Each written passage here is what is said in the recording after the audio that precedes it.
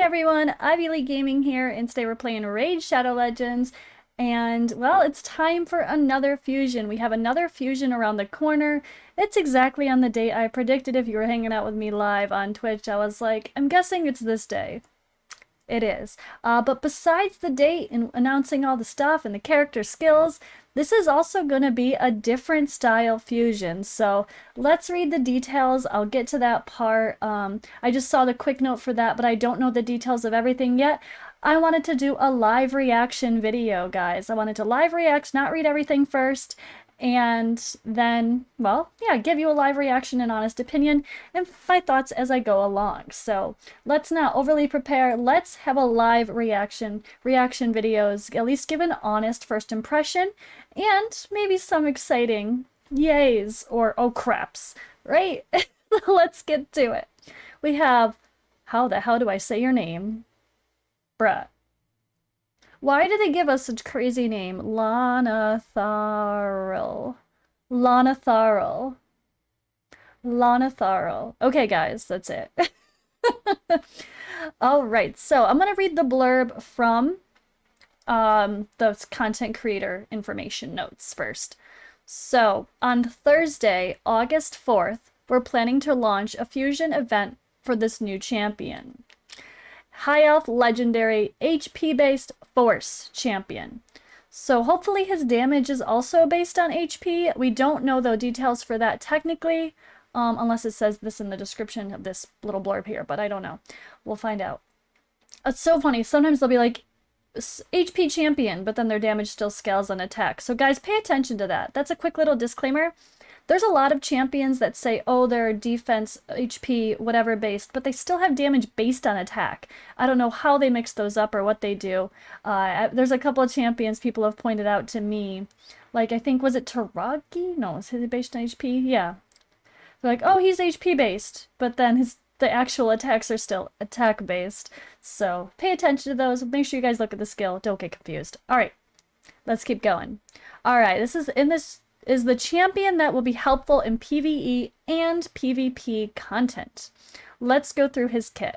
With the A1, he attacks one enemy, decreases his max HP by 30% of the damage inflicted, and shields your most injured ally.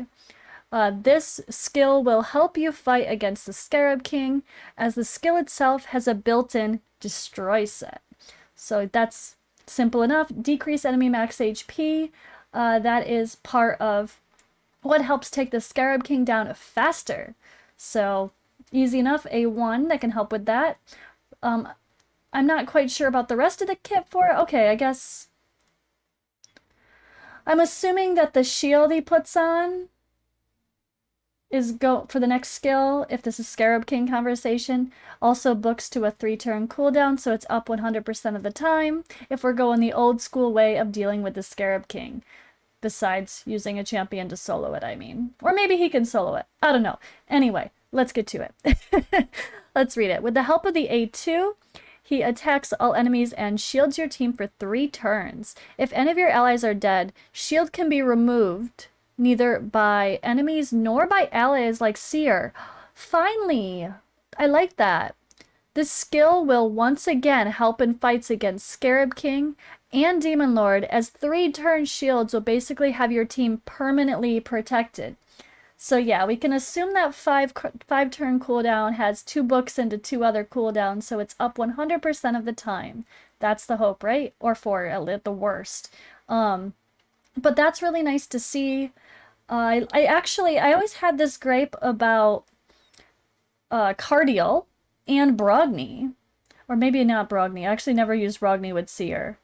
Cardiel has that revive on death that cannot be removed, but Seer still removes it. Like, I don't want her to remove that. I kind of like that as extra insurance when we're going through some hard Doom Tower waves or something. I like that this is something that might be at a pair with Seer or someone else that's thrown in the mix, and now I have to worry about that buff getting stolen when you actually need it. So that's really nice. I don't know that this character necessarily is. This character doesn't seem like it's necessarily going to pair with Seer, but maybe I'm missing something there. Don't think so though. All right, let's see. Let's go on to the A3. A3 allows him to buff the team with increased crit damage, and then team up with allies to target an or to bleh, team up with allies to attack the target enemy. If you don't have a good team attack, champ yap. Oh, I paused at a weird place. He'll be great to help in fights against the Demon Lord, to up your damage there, and a bit out of meta, but still a fun blender team in Arena. They're giving a shout out to being very aware that nobody uses blenders anymore. I mean, you still can on offense, but don't put a blender in the defense. It's way too easy to counteract these days.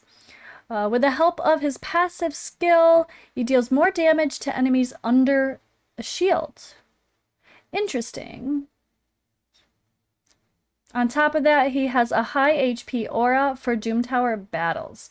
So yeah, I'm assuming his damage is going to be based on HP, and maybe he'll actually smack. This is nice to hear that he deals extra damage to enemies under shield. That could help when you're dealing with Arena, like they said, where you can actually allow for someone like Krisk or anyone that's in a shield set to be taking extra damage. So that's not so bad. I like it. So I'm trying to think, am I going to use this champion? That's the real question, right? Before we get into the other important notes about the fusion, I'm trying to think, where will I use this champion? Will I use this champion?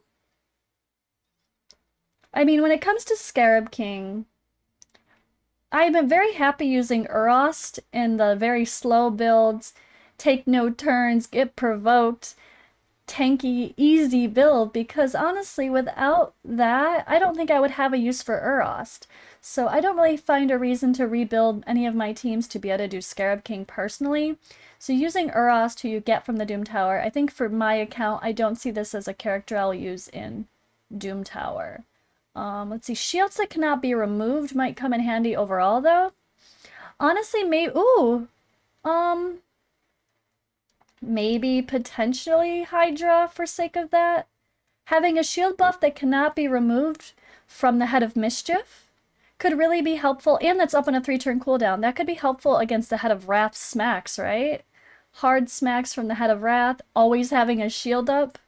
That could come in handy because he also does the ally attack and the increased crit damage buff.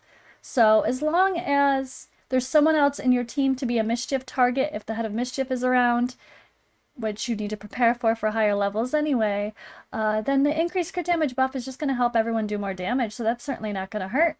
And the ally attack can come in handy if you have, especially an AoE champion, the AoE A1. Like, personally, I loved, in one of my Hydra comps, I used Cardial with Coronar.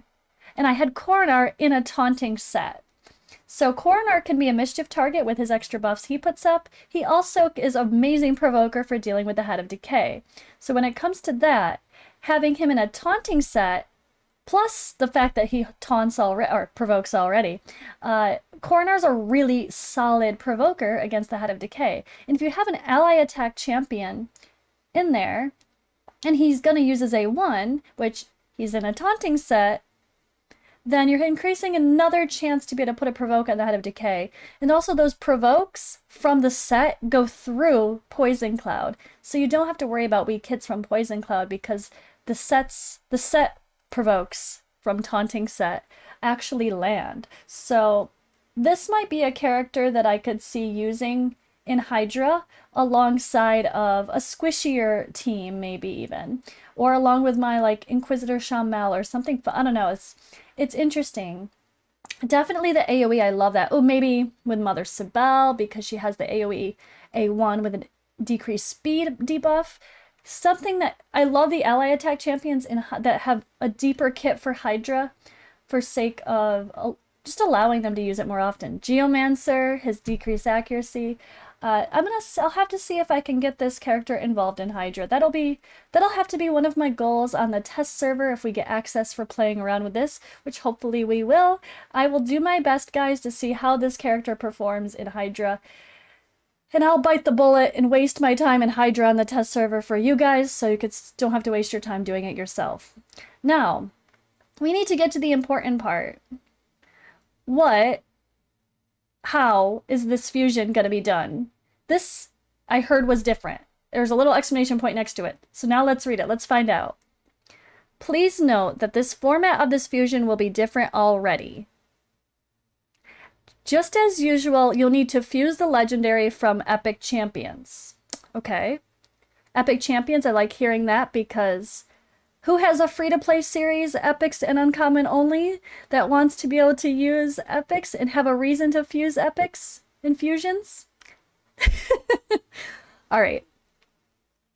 Ooh.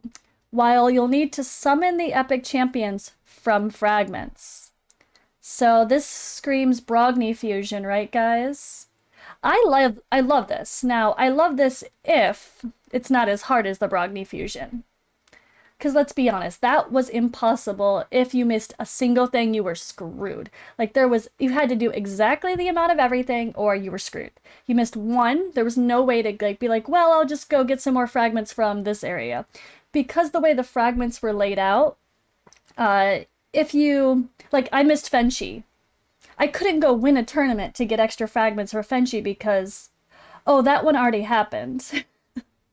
So I missed the Brogni fusion because I missed the extra fragments from tournaments, and I missed the Ice Golem event, which will forever haunt me, because I just forgot to do Ice Golem because it was a CVC event, and who wants to do Ice Golem for really crappy points during CVC? We want to be in Spider, we want to be doing other stuff, not Ice Golem. So I literally forgot that Ice Golem was happening, and didn't get the fusion. So it sounds like this is going to be similar. I just really hope, Plarium, please give us chances to get extra fragments.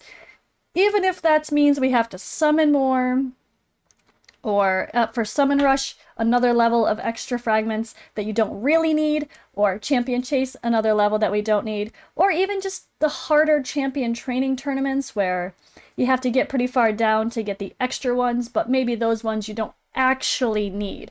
Like, I really, really hope that they take the time to give us opportunities to grind a little harder to get some fragments in case we miss some along the way if you miss one event, or if, let's say, for example, there's one that's really far down that just seems impossible. There's another way to get it by at least winning some more tournaments. Hopefully they're spread out in a way that Epic Champion number 1 has a really hard one to get on champion training event.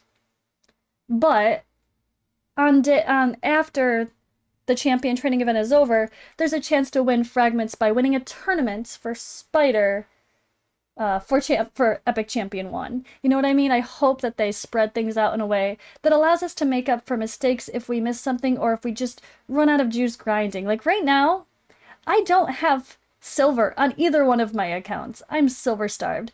My free-to-play is going to be excited for some epics to go for, but I am not ready for an artifact enhancement. So this is the time, guys. Get ready for it. Start grinding out as much gear and silver as you can to sell it all. I don't know. Just grind, get your silver, get ready for those artifact enhancements. It looks like, at least because it's not an older style fusion, we don't need to worry about grinding potions, so you don't have to do that. But try to prepare your silver, prepare some low-level food for champion training, or at least save those mystery shards to pull a bunch of fusions. To pull a bunch of champions so you can grind up hard for champion training. Usually there's 2 parts to champion training, a tournament and an event.